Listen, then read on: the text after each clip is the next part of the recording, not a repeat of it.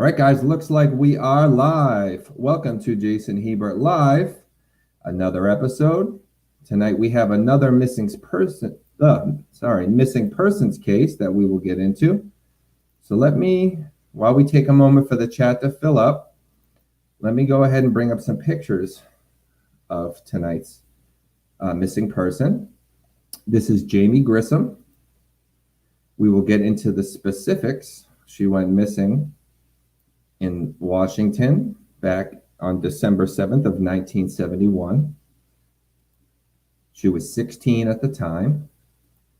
Here's some pictures of her younger that I believe she was about 16, maybe 15, but close to that age. So those are the pictures that we have.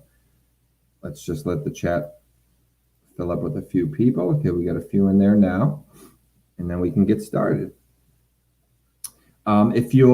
Hey, Grilled Cheese, how you doing? I will be responding in the chat, so if you have any questions, please put them there, and I will make sure that Starr gets them.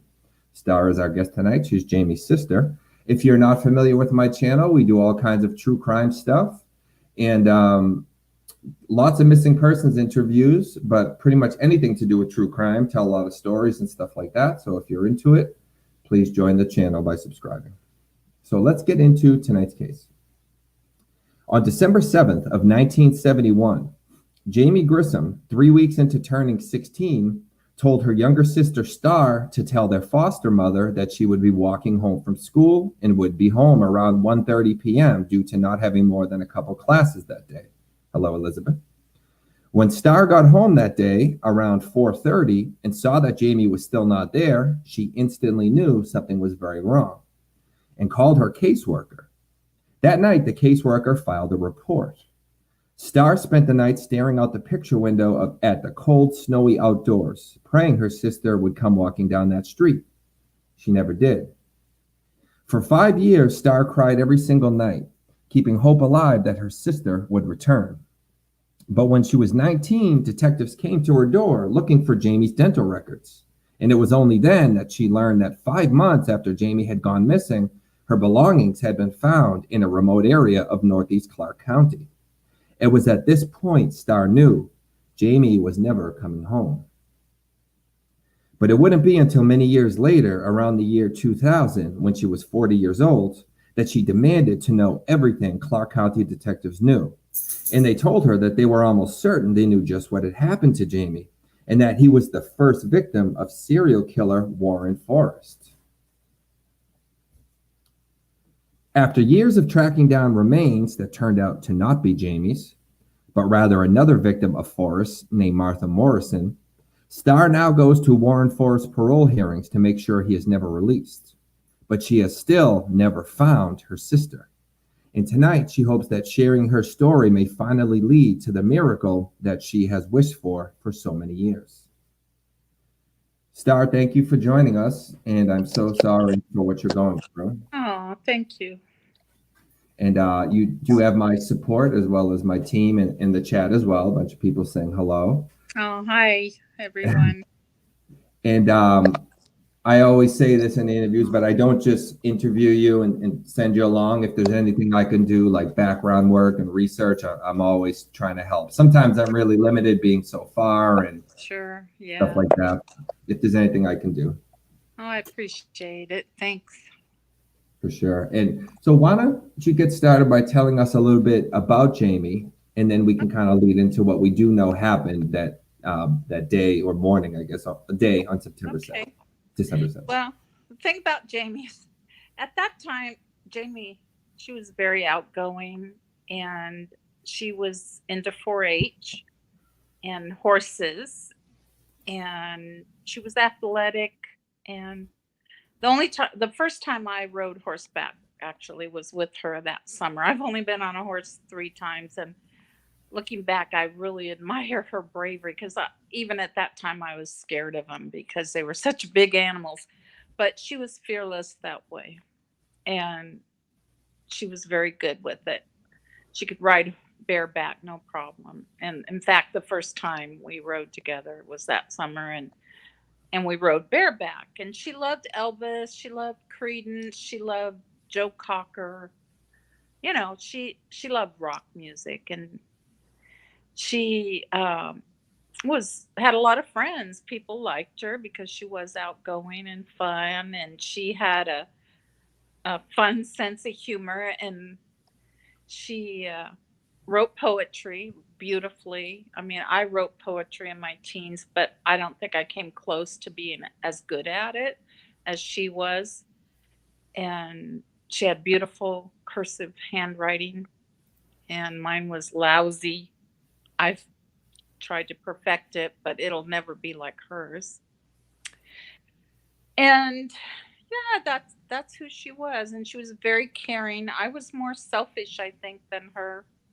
Then I remember that morning she disappeared. She came back in to check on our foster mother because she had a bad heart and she wanted to see how she was doing. I mean, that kind of chokes me up even now, you know. But that's who she was. Just a very loving big sister. Yeah. Sounds like a sweetheart Yeah. for sure. And if you need a moment, by all means, you can take one on or off camera. But when Thank you do, for sure, and when you do feel ready to continue, if you want to kind of lead into what we do know happened that day. Sure. Well, I know she went to school that day and she was supposed to walk home from school and be home around 4:30. I mean, excuse me, 1:30. I got home at 4:30 cuz I was in my last year of junior high. It went 7th, 8th, and ninth, and she was actually a junior in high school. And I got home around 4:30. I noticed she wasn't there, and I asked our foster mother, Grace, where's Jamie? And she said, well, I haven't seen her. And I said, well, that's not right. She said she'd be home like at 1:30. I said, something's got to be wrong. She would have been home by now. And, I really knew something was wrong because that just wasn't like her to not show up and not call. And so, it started getting dark out. It was in the winter and it was very cold out. And I called our caseworker, and she knew that wasn't like Jamie. And later that night, she went down to the police station and she filled out a report about it because that just wasn't like Jamie. And, most teens just don't go missing in the dead of winter either. It was just very cold out. And so, that's kind of what happened. We didn't know what happened to her. And nobody really talked to me about it. That there were a lot of whispers, but nobody told me anything. And so I just kept hoping, I'd buy her presents and write her letters because I over the years, I wanted her to know I didn't forget about her. And I did have a lot of bad nightmares in the beginning, about running into her and she couldn't come home, and things like that. And finally, when I was 19, I was going to college, and these detectives came to my door to ask about her dental records. And I still remember that so distinctly. We were sitting on the couch, and, the detective told me that 5 months after Jamie disappeared, they had found her belongings not far from where they found these two girls. And one of them, they didn't know who she was, and that's why they were there that day. They needed Jamie's dental records. They wanted to confirm if it was her or not. Well, when I heard where her belongings were found, way out in northeastern Clark County, probably 40 miles from where we lived, um, on a road not far from the trail that led to these two girls, I just, I knew that day that she was never coming back. Yeah. And ultimately that's proven true. And I didn't hear a lot over the years after that. And I tried briefly in '84 to call the police, but I got the wrong police station, and they kind of just uh, they intimidated me. Let's put it that way. And because you were so young when you first learned of this, that by the time you're getting into it now, you were a child back then, so you didn't really Right. And know. so it's still really traumatic for me. So the couple times I did try and call the police after that, I was very intimidated.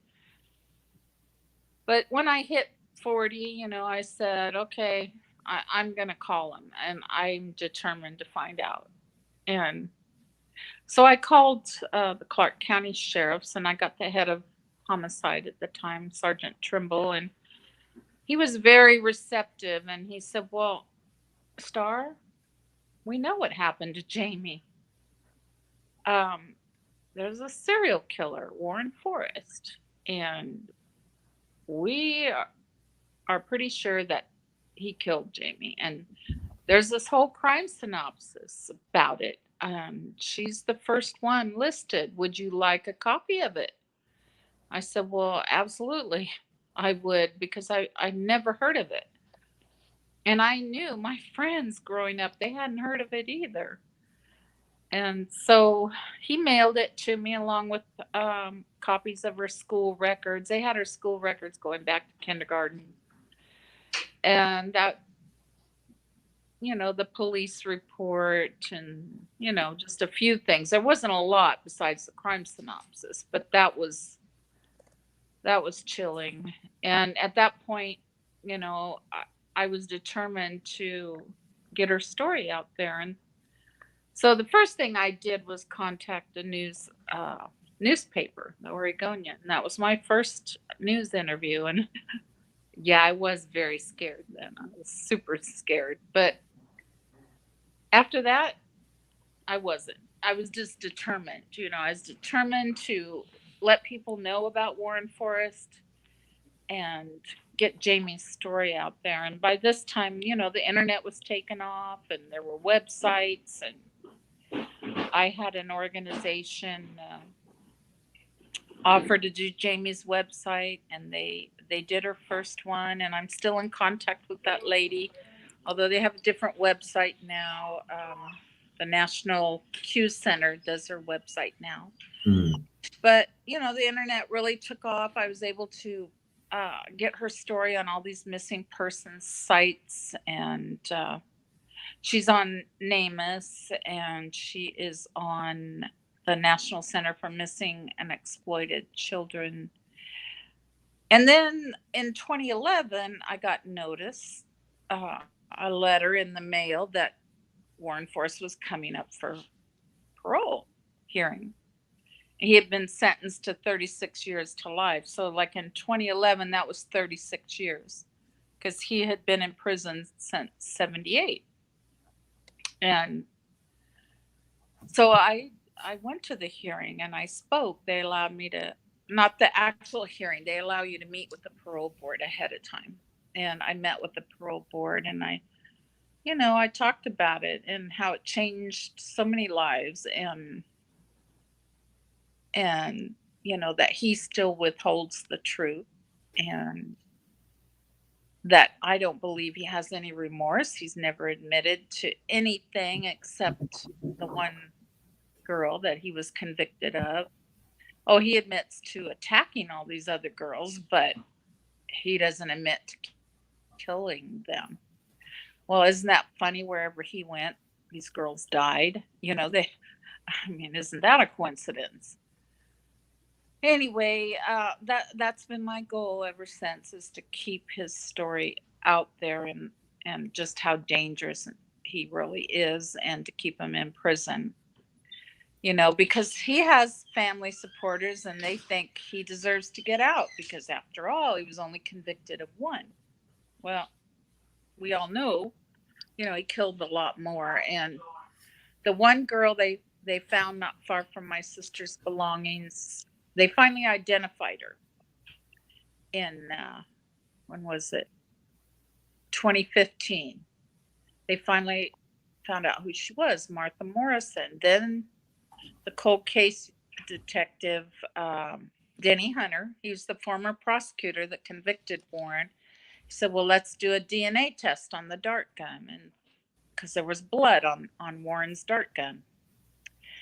And they did a DNA test, and it turned out to be this girl, Martha Morrison, that had laid there unidentified for years with her remains getting lost at the medical examiner's office and finding them. And anyway, it ultimately led to her DNA being on his dart gun.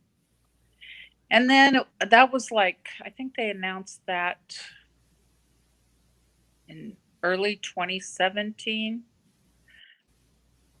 or 2016. But it took another 2 years to proceed with the case and get Warren charged with Martha Morrison's murder.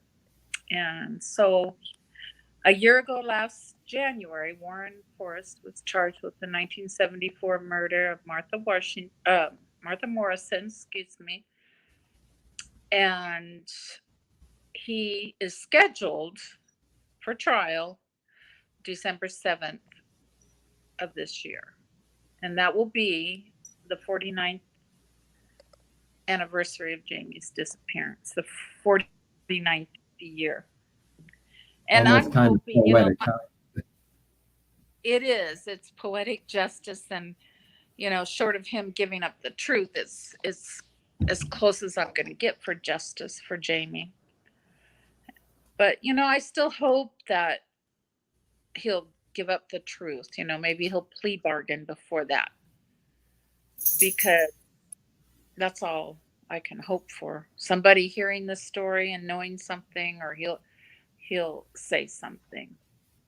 But in the meantime, he's going to go to trial, and I am like just about positive he'll get convicted. I can't imagine how he's going to explain Martha Morrison's DNA on his gun, because that was blood DNA, and there was none left by the time they found Martha's remains. So, he's going to get convicted, and the best he can do at this point for himself is to tell the truth.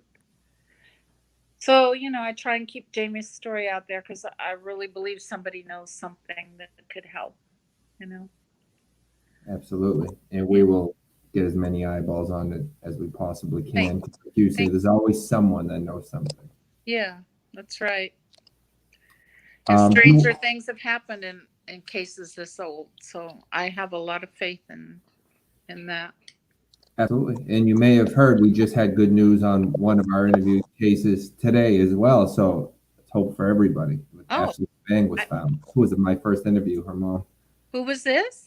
Ashley Spang. Her mom, who's actually in the chat right now, was my first interview, and she was found safe today. Oh, that's really good news. Yeah. And so I, hope. There's always hope, like you say. And it pays to advertise, and especially in cold cases, it really pays to advertise. Absolutely. Thank you, Jason. Oh no, thank you. Do you this is all just to try to help. We pray we can make some kind of a difference. Do you want to go into now? First off, I want to be clear. Mm-hmm. He's only been convicted of that one murder. That's right. And though the police feel it's him, I don't want to say we don't have any hard evidence, but we're not making any hard accusations against him until we know everything's alleged, right? Right. Everything's alleged. Yeah. Do you want to go into the remains when you first heard about them, your journey thinking that they were maybe Jamie? Oh, and sure. Yeah. I first heard of the remains of Martha back in, it was like 75, I think. Anyway, I was 19. And that's when I first heard about Martha. And she hadn't been identified. And they found her way out in northeastern Clark County, within 100 feet of another girl who was identified. That was Carol Valenzuela. And so the police had come to me to ask about her dental records, about Jamie's dental records. And that's when I learned that they had found Jamie's belongings like 5 months after she disappeared. And that was a big shock to me because that it was like 5 years later. And I just, when I heard that and where they were found in relation to those girls, I knew Jamie wasn't coming home, you know. And but I've been strangely connected to these two girls all these years. And finally, in 20, when was that? 2012, someone asked me to ask the detective, to dig up the girl's remains and maybe do some DNA. Maybe it was Jamie. Maybe they were wrong about the notes about her missing tooth. And so, I pressed the detective and he finally told me, that they had lost the remains. They didn't know where they were. They hadn't known where they were since, the early 80s at least. They just didn't know. And so, I talked to the reporter, Dan Tilkin of Channel 6, who helped me to find what happened to this girl's remains. He put me in touch with Dr. Clyde Snow, and he was back in Oklahoma. He had just retired as a medical examiner, and he was 82 at the time I talked to him. And they had sent him this girl's remains at the time, and I referred to it as missing remains because the Clark County Sheriff said, "Oh no, we don't have them. We sent them to the medical examiner." The medical examiner said, "Oh no, we don't have them. We sent them to Dr. Clyde Snow." So I kind of referred to them as the musical remains. Well, when I talked to Dr. Clyde Snow, he said, "Starr," he said, "I remember this girl because they sent her to me to do a reconstruction. And I couldn't because she didn't have a jaw."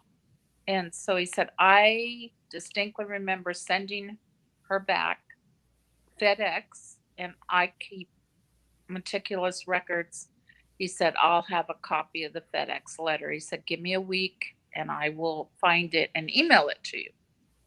Well, a week later came and he sent me the FedEx letter.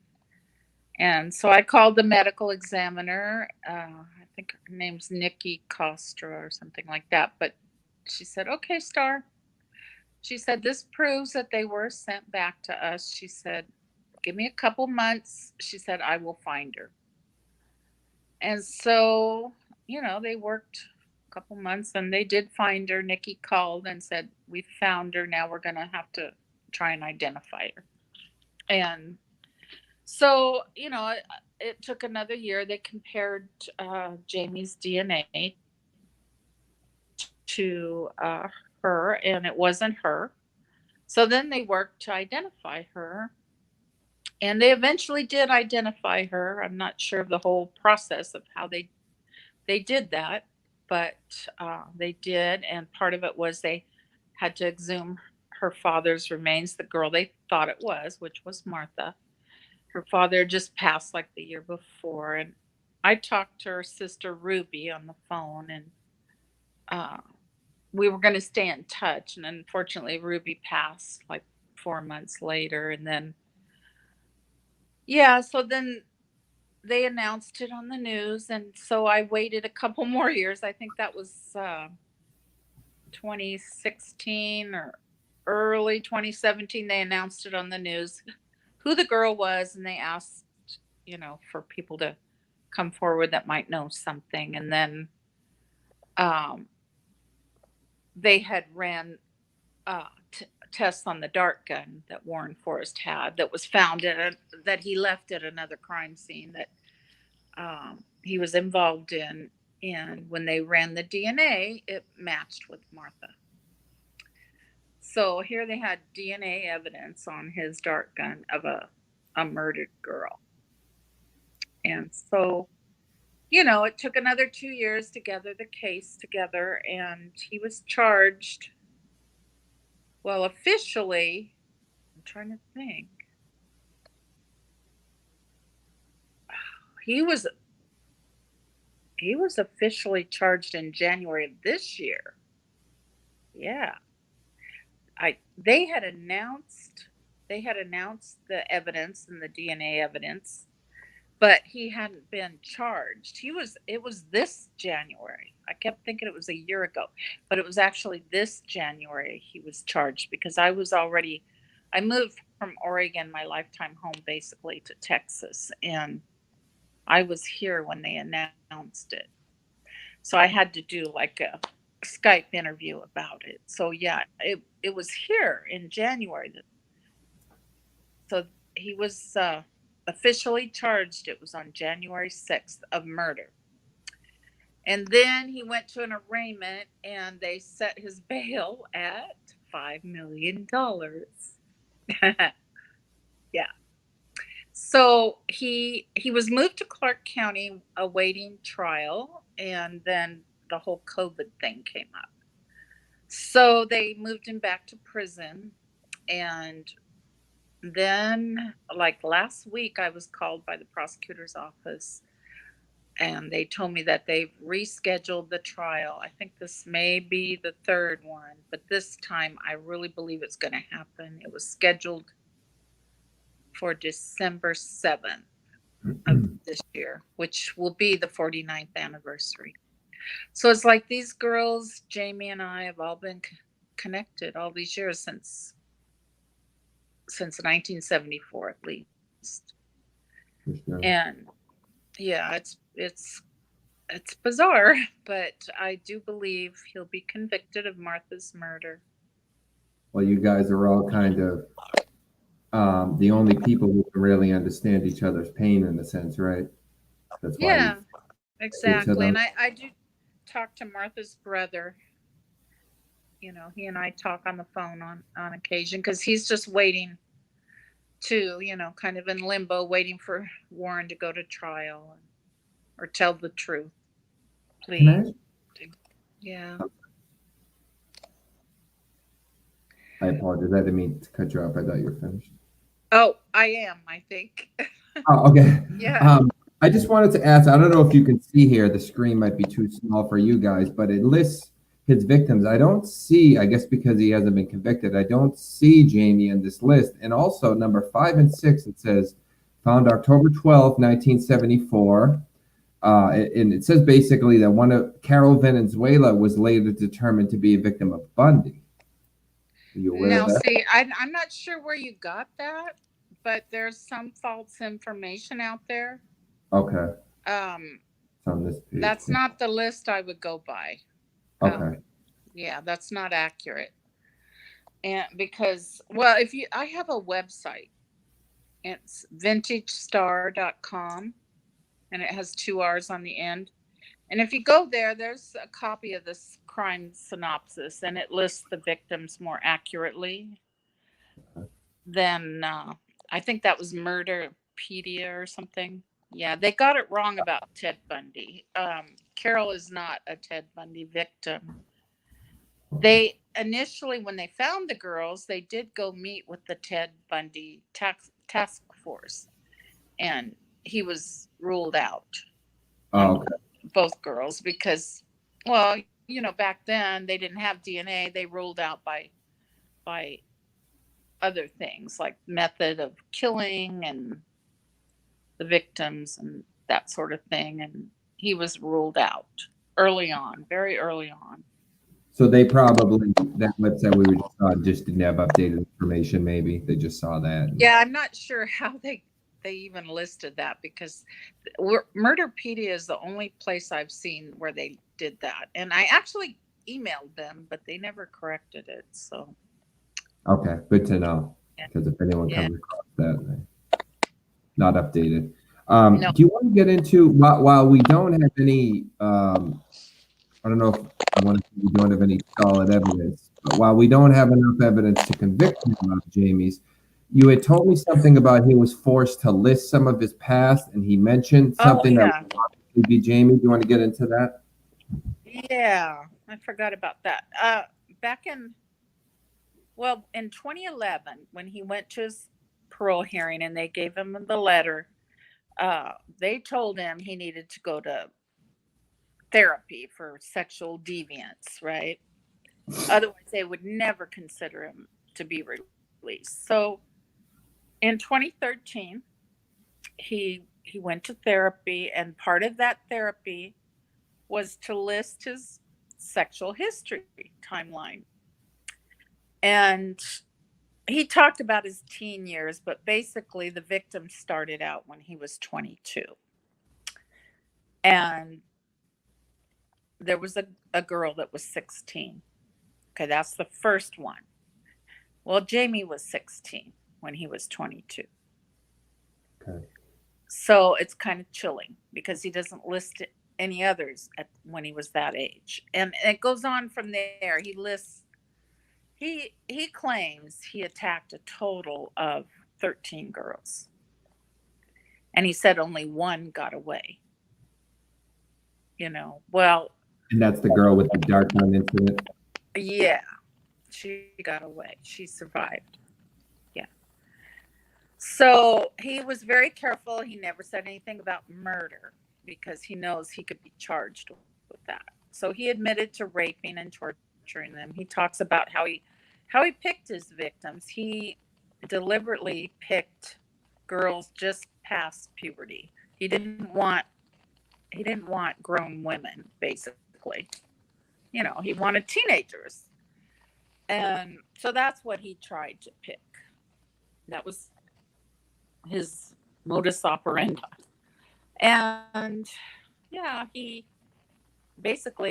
said at first it was attraction, then later on it was just convenience for him, But he started out just as raping them, and then eventually, this is what he admits to, but obviously if he killed Jamie, he did more than just rape her. But that's how he started out, was raping. Then that wasn't enough, so he raped and tortured, and all these girls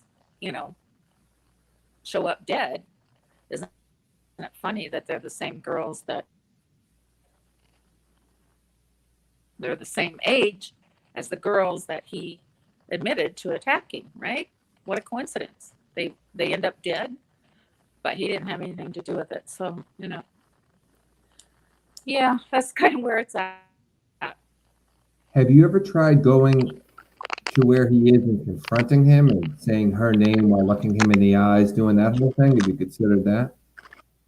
Or having someone else? Oh, I thought about it, but I was actually asked not to do that because they said the police detective said to leave it to the experts that know how to deal with him because he's a psychopath, and he wouldn't tell me anything. And I did write to him prior to talking to the detectives, and of course I never heard from him. He admitted to the detectives about getting a letter, and I know it was mine. Is there something that just started in the background just because it's a little more difficult to hear you? It was like a crackling kind of loud.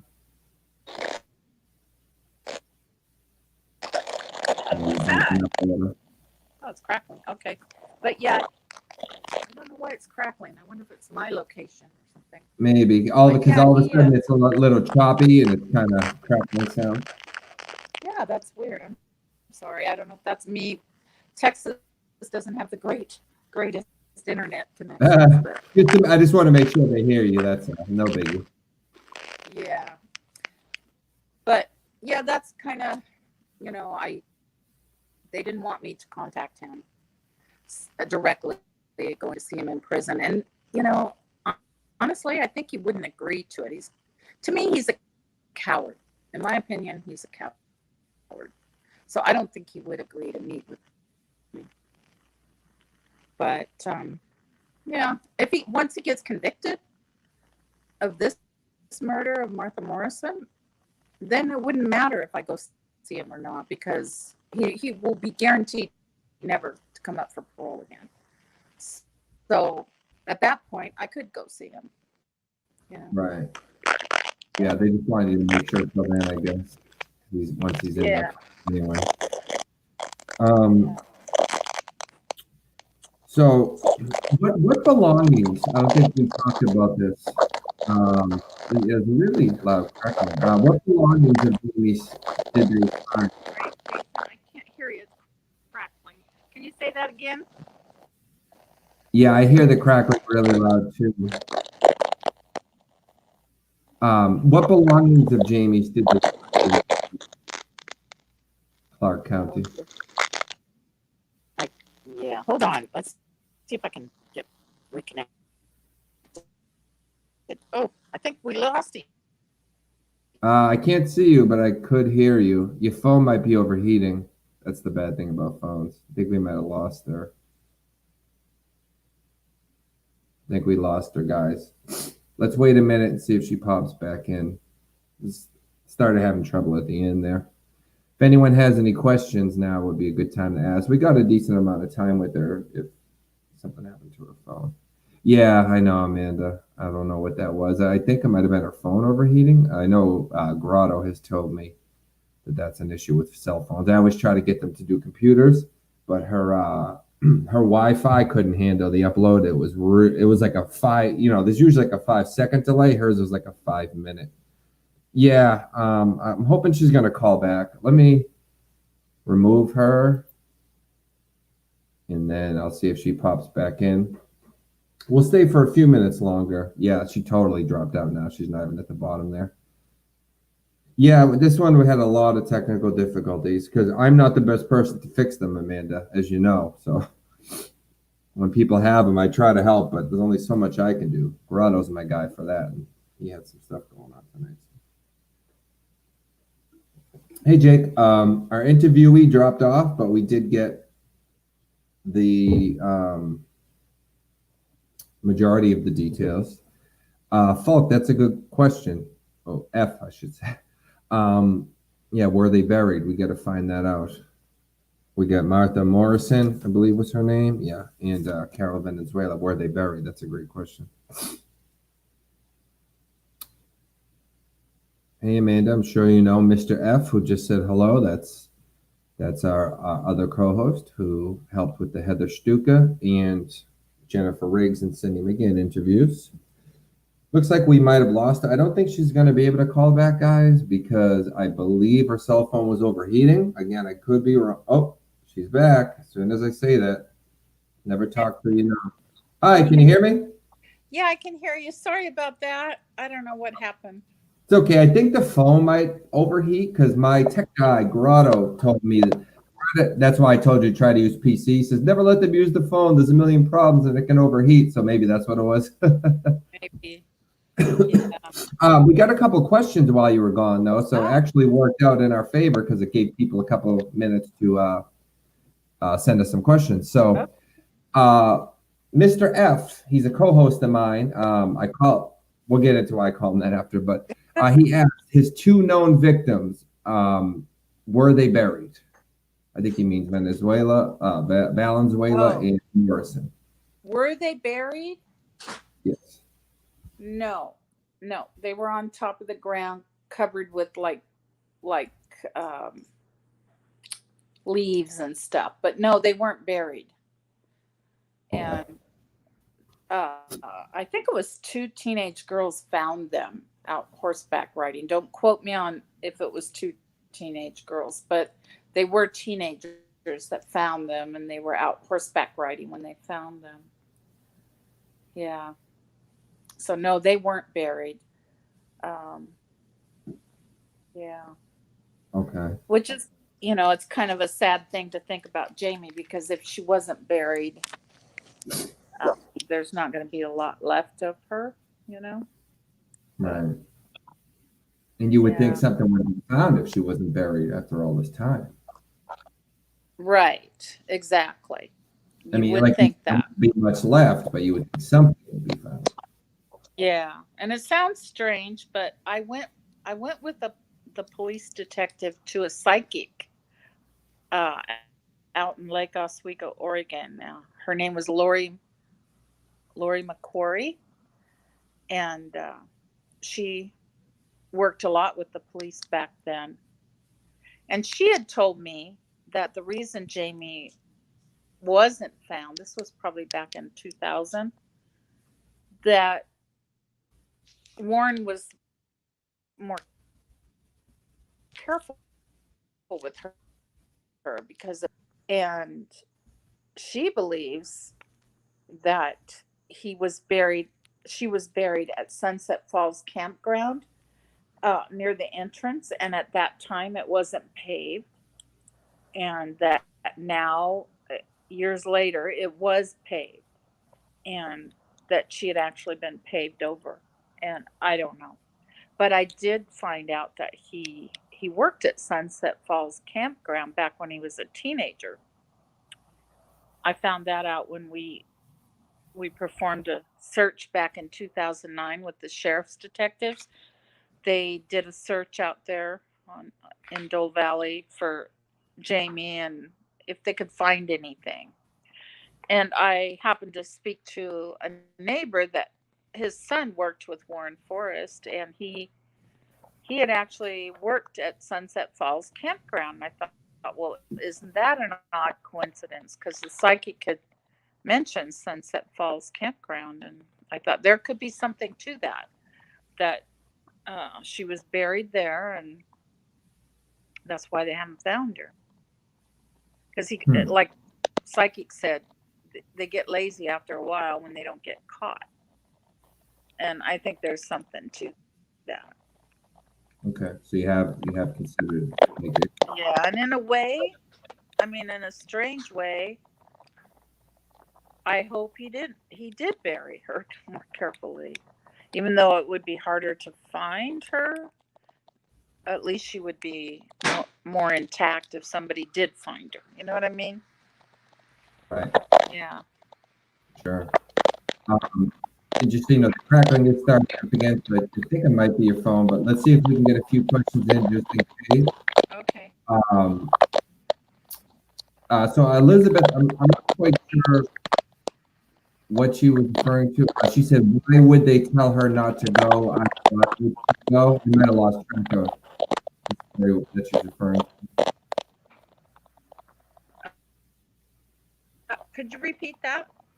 Elizabeth Gibbs asked, "Why would they tell her not to go? I know I would still go." I'm not sure what she's referring to. If you want to clarify, Elizabeth. Let me see if I go outside if it'll help. Okay. Okay. Keep her. Yeah, if Understand. it happens again, it's probably the phone, so we can, Yeah. finish up. But Let me see if I can go outside and see if that'll help. Sorry. no, it's hey, it happens. What can you do, right? We're at the mercy of the technology. Yeah. Yeah. Oh, okay, I know what you meant now, Elizabeth. I'll tell her. So I'll go outside here and see. Okay. So what was the question? Oh, that's much better. Yeah. No, Elizabeth Okay. Gibbs had asked, why would they tell you not to go and confront him? She said she would go. She wants to know why would they tell you that? She thinks it's a good idea. Because from what they told me, he's a psychopath, and they wanted me to leave that to them.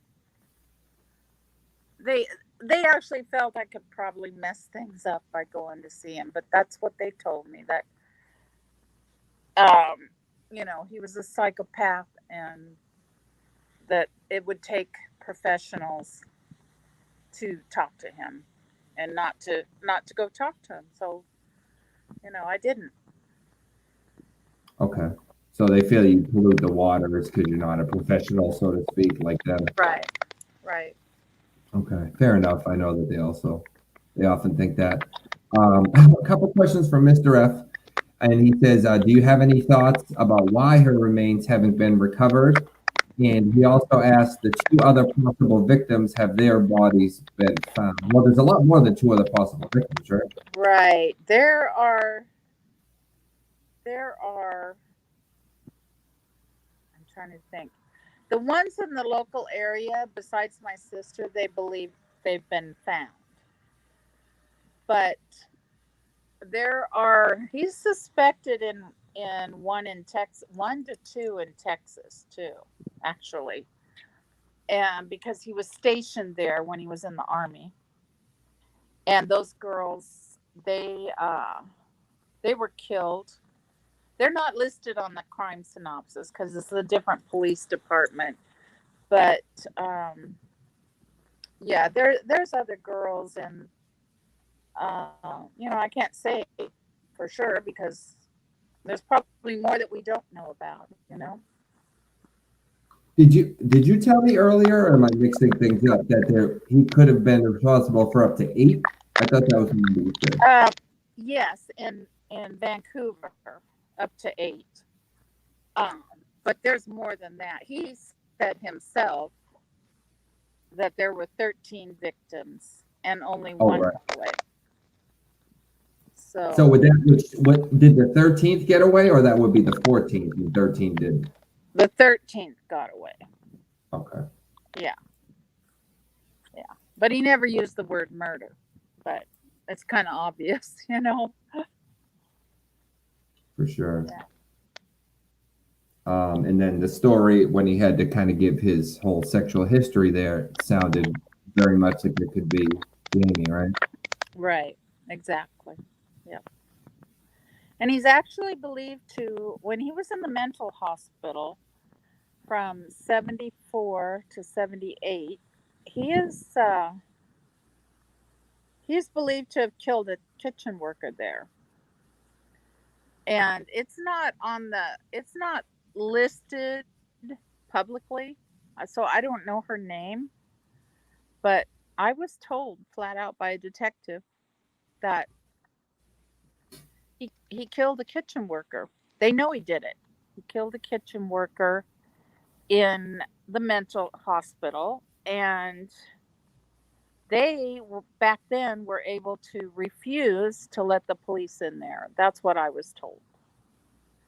And that there was some evidence that he got out of the mental hospital, escaped, and there was another girl killed in much the same way.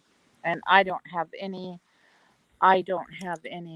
names or ages or anything like that, but I was told by a police detective, and I'm not going to say who because I just don't think it would be right at this point. But yeah, so there's more that they know of.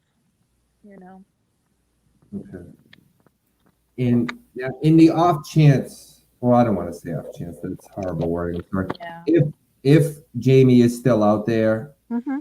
for whatever reason, she left to protect you guys from something. I mean, God only knows. If you could speak directly to her, is there something you'd want to say just in case she would be listening? You mean in case she's alive, or? Exactly. Yeah. If she was, for whatever reason, had run away because things got tough and wanted to protect you, because I know that's far from the theory you think, but if. Well, I would just say I'm not going to give up till I find you, and you don't have to worry about me now. I think I have God and the angels watching over me, or I wouldn't be here. And I think it's safe for you to come home. I do. And I love you, and I just want to know what happened to you. Okay. Thank you. You're doing a great job representing her, by the way. Oh, thank you. That means a lot to me. Thank you. For sure. She's really proud. Thank you. Is there anything I didn't think to cover? We had a little technical difficulty, so we might have had something what we were planning that we got sidetracked. Wow. No, I don't think so, except if you could list a phone number to call the Clark County Sheriffs if anybody knows anything. Absolutely. And do you want to give, obviously calling the sheriffs would be the way to go, but if for whatever reason, if it's someone that doesn't like to speak to police or something, refuses to, and they want to try to contact you, Yeah, you have a method of contact? Absolutely. They can contact me. Do you want me to give them my cell phone number or email or? Well, my personal recommendation would be like email or Facebook. I let you choose that, but just know that when you give out your cell phone number, lots of bad things can happen. Sure.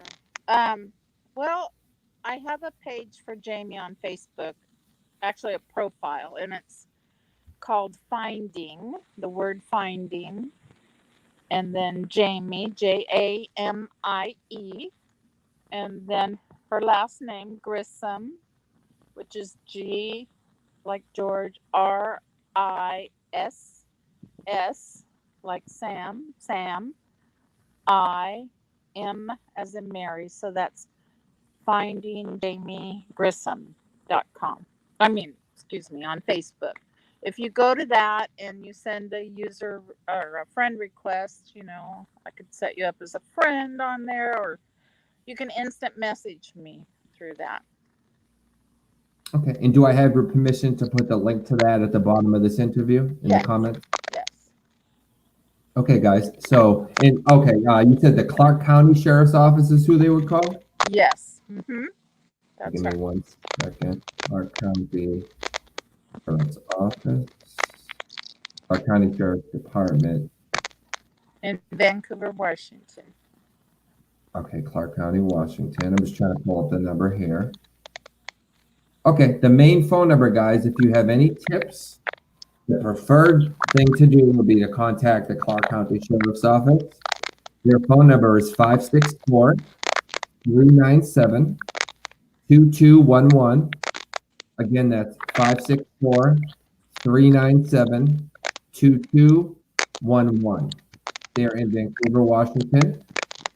And again, you could also, if you're apprehensive about talking to the police for whatever reason, although that is the preferred method, you could contact Starr on the Finding Jamie Grissom page, which will be linked at the bottom of this. If you see this interview tonight, which is Saturday night, it might not be there till Saturday morning because sometimes it takes a while for the video to process before I can start editing and adding to it. So just know it will be there shortly. And Elizabeth Gibbs says she's praying for Jamie's return. Oh, tell her thank you very much. Thank you. She says thank you, Elizabeth. And we got a lot of people, of course. Mr. F's internet dropped out. Mr. F, so there are like 8 possible victims in the Vancouver area. There's a couple possible ones in Texas. So there are a couple bodies have been found, but there are many possible more victims. Yeah. Right, Starr? Starr, you've been amazing. Again, I'm sure Jamie's very proud of you. Thank You've been representative for her today. If there's anything I missed, by all means, there's absolutely no rush. Feel free to tell a story about Jamie or, reiterate something we went over earlier, by all means. Okay. Well, thank you so much. You've been wonderful too. So I know Jamie's proud. For sure. All right, guys. Thank you so much. And she's in our prayers, Starr, and let's try to bring her home. Thank you. God bless you. All right. God bless you too. Thank you, guys. Have a great night. As always.